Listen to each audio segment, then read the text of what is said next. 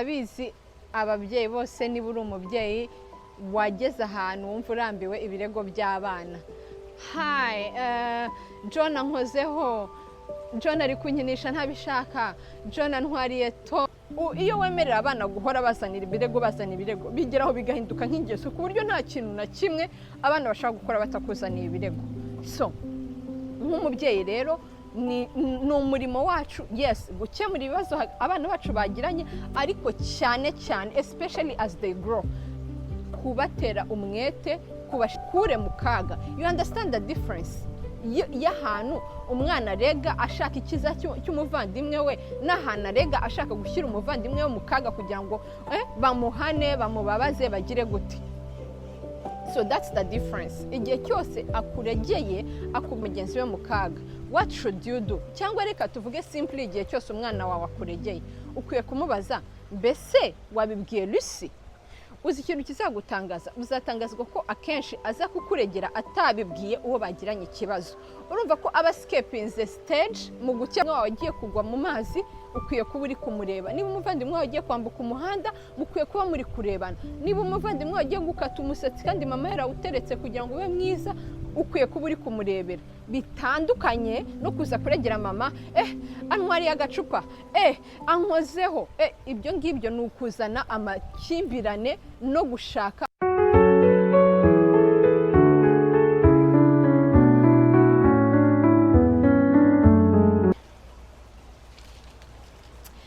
Hello my friends, yes ashimwe, mumeze neza, ndabasuje mwese mu izina ry'Umwami wacu Yesu Kristo.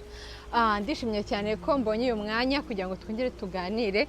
Uyu munsi rero ndashaka ko tuganira nk'ababyeyi uburyo twakwigisha abana bacu gukemura amakimbirane bagirana, cyangwa se how to resolve the conflicts hagati yabo batarinze kubizanira ababyeyi.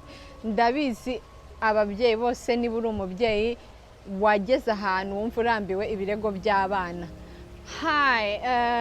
John ankozeho, John ari kunkinisha ntabishaka, John antwariye toy, John ibirego.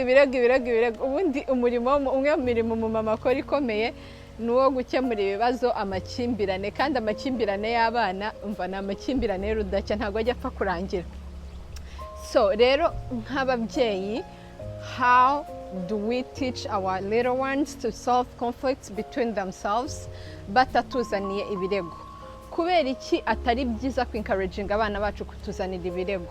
Ibyanditswe byera bitwereka uburyo tugomba gukemura amakimbirane hagati yacu. So iyo rero turi kwiga ibi bintu mbagira ngo tubyige mu buryo buhuye n'ikijambo ry'Imana ritwigisha. Muri Matayo ibice 18 guhera ku murongo wa 15 tubonamo scenario y'ukuntu umuntu ugiranye ikibazo na mwene se bakwiye kugikemura. So icyo Bible ivuga nuko mwene so niba mugiranye ikibazo ukwiye kumwegera hagati muri mwe, just the two of you, ukamubwira ikosa yagukoreye, yarangiza yakwihana, ya repentinga cyangwa yagusaba imbabazi, ukaba ubonye mwene so. Hanyuma ariko banatwereka ko hari igihe mwene so umwereka ikibazo cye ntagikemure, ntiyihane, ntasabe imbabazi. So muri iyo circumstance ukora iki? Bongera kutwereka the second scenario. Iyo atakumviye ushobora kubwira undi muntu, ukambwira hey, uyu muvandimwe ari kunkorera bino, mukajyana n'uwo muntu kugira ngo mugerageze gukemura icyo kibazo ufitanye na mwene so. Ibyo bintu mukwiye kubikora muri babiri mbere yuko, donc mukwiye kugerageza gukemura ikibazo cyanyu hagati yanyu mbere yuko mwescalatinga case cyangwa se mufata case mukayijyana mu bayobozi. Now ese iyo abana bacu baturegera abavandimwe babo, mu by'ukuri ni iki kiba kiri mu mutima wabo? What is the intention of their hearts? Akenshi na kenshi iyo abana baturegera abavandimwe babo bari guseekinga justice, cyangwa se bashaka ko duha abavandimwe babo ubutabera, cyangwa se kubivuga neza, akenshi baba bashaka ko abavandimwe babo bajya mu kaga kubera ko babakoreye ibyo badashaka ko babakorera. Now ese kwigisha umwana wawe ko igihe cyose umuvandimwe we amukoreye ikosa akwiriye kujya mu kaga nibwo buryo bwiza bwo kumwigisha gukemura ikibazo? kuko wibuke ko aba bana turi kubarera ariko bazakura ejo baba abantu beza. What would happen uyu mwana we nakura akajya mu kazi akagirana ikibazo n'umukoligi we, azahita yirukanka ajye kumurega kuri bosi? cyangwa se donc ntabwo azaba akiza kukuregera? ni aha rero ni hahandi usanga kubera ko tutigishije abana gukemura amakimbirane n'ibibazo bagiranye bakiri bato, nta nubwo bashobora gufesinga ibibazo cyangwa amakimbirane bagirana n'abantu bamaze gukura. So it's something very crucial for us as parents to learn uburyo dukwiye kwigisha abana bacu. Now ndabaha ingero nkeya. Hari uburyo bubiri abana batuzaniramo ibirego. Uburyo bwa mbere abana batuzaniramo ibirego ni uburyo bwo gushaka gushyira umuvandimwe wabo mu kaga nk'uko nabivuze. Reka mbahe urugero. Nk'umwana kuza kukuregera, nanjye mfite abana batoya njya mbibona cyane. Umwana akaza kuregera ngo nari ndimo kuririmba indirimbo yanjye none Lucy nawe ari kuyiririmba. Mbese ntago bashaka gufatanya ngo baririmbe indirimbo imwe. Cyangwa se akavuga ngo mami Lucy ari kunkoraho, cyangwa se Lucy donc ibintu byose any inconvenience akumva ko yaza kundegera. Ese uyu mwana uri kumbwira iki kirego abashaka iki?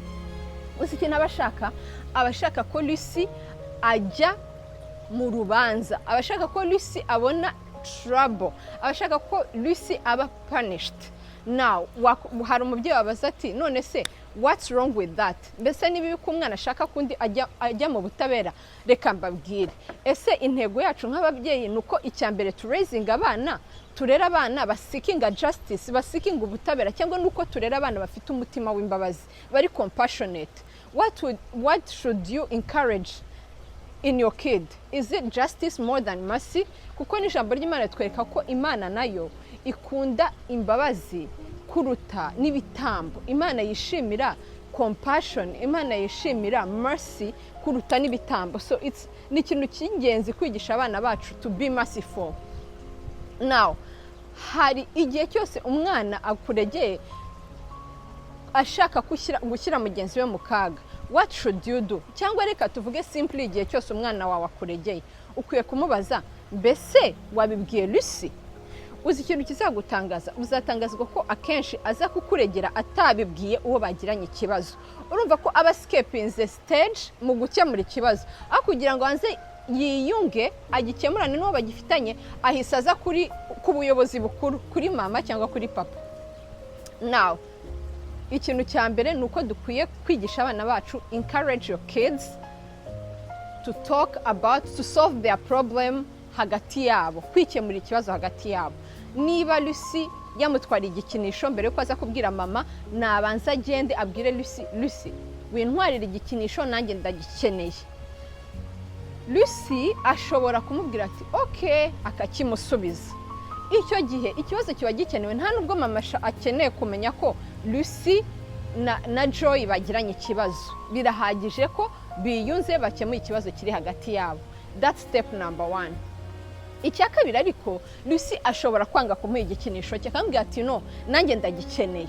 Now niba bari gukina ari abavandimwe ari batatu, ni byiza ko undi muvandimwe wabo nawe afasha Joy gukonvinsinga Lucy ko akwiriye kureka ayo makosa, ko akwiriye guha Joy igikinisho cye.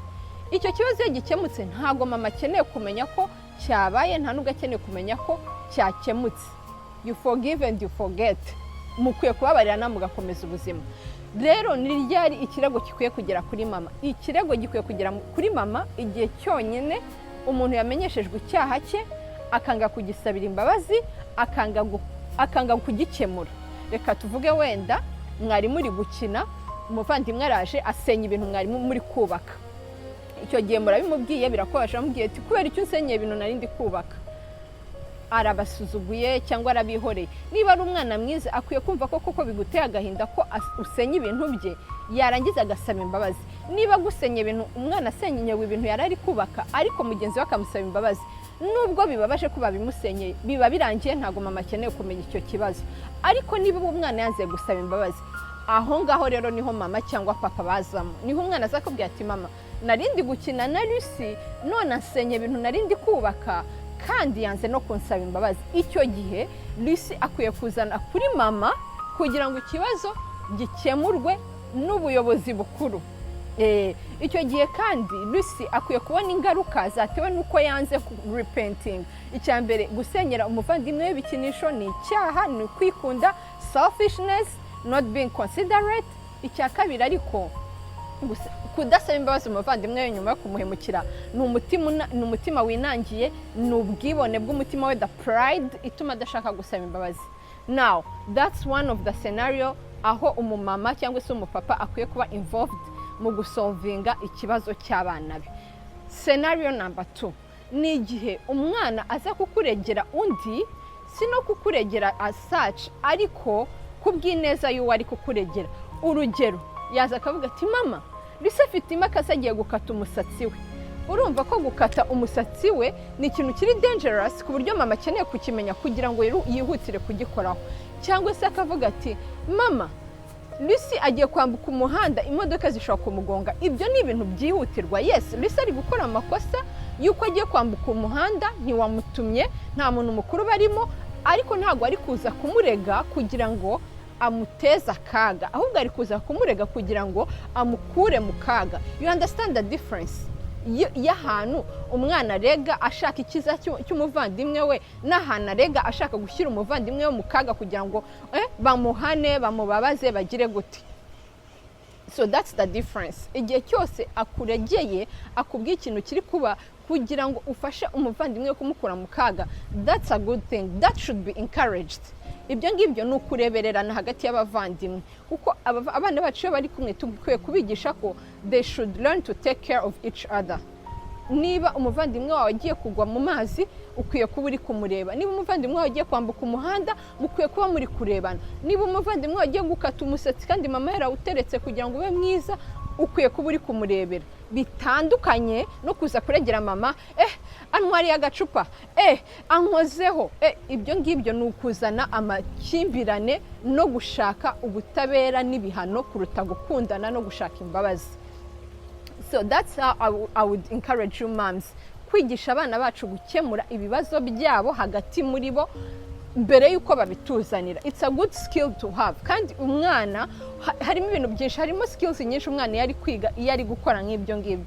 Icyambere, bizana maturity of dealing with other people. Maturity yo kumenya ukuntu uvugana n'umuntu mutumvikanaho ibintu. Maturity yo kuvuga ikibazo wagize, icyo umuntu yagukoreye, no kumuha umwanya kugira ngo yihane icyaha cye, kuruta guhora abana bakuzanira ibirego. Reka nkubwire kandi uzabicunge, iyo wemerera abana guhora bazanira ibirego bigeraho bigahinduka nk'ingeso ku buryo nta kintu na kimwe abana bashaka gukora batakuzaniye ibirego. So nk'umubyeyi rero ni umurimo wacu, yes, gukemura ibibazo abana bacu bagiranye, ariko cyane cyane especially as they grow, kubatera umwete, kubashishikariza kwikemurira ibibazo hagati yabo bitageze kuri mama. Ni nabyo Yesu yavuze mu ijambo ry'Imana, yaravuze ngo mubanze mwiyunge. Ukwiye kubanza kwiyunga no mufitanye ibibazo mbere yuko kujyana mu rubanza, kuko nakujyana mu rubanza umunyamategeko ntago azagushyiramo imiyaga, ntago azakorohereza. So that's how we should encourage our children, gukemura ibibazo bafitanye mbere yuko babizana mu rubanza. Byorohereza mama, bimugabanyiriza guhora mu manza no wastinga time, kandi byigisha n'abana kubana mu mahoro, kwiga gukemura amakimbirane hagati yabo. Kandi ikindi, mu gihe cyose bakemuye amakimbirane, ntibakwiye kongera kubizana. Uzi ko umwana undi amuhitinga cyangwa akamubwira atabishaka cyangwa anything, yangiza akamusaba imbabazi, akamubabarira, yangiza akahita aza kukureba ngo runaka arangwishije, kubera icyo ari kubikubwira kandi bamusabye imbabazi baneyonse. So iyo rero uhise wongera ugasubiza urubanza inyuma, biba bigaragaye ko udaha agaciro uburyo bakemuye ikibazo hagati yabo. Niba uyu nguyu aje kukuregera ko bamugwishije, ukamaza ati Lucy yakugwishije, mbese yagusabye imbabazi, akakubwira yego. Wamubabariye? Yego. Ukwiye rero kwitubwira ngo ati nuko rero ntabwo agombaga kuza kubimbwira, si ngombwa kundegera ikibazo we n'umuvandimwe wawe mwamaze gukemura. Murakoze cyane. That's how I would like to encourage you moms, kwigisha abana bacu gukemura ibibazo byabo mbere yuko babituzanira. Imana ibahe umugisha, tuzasubira.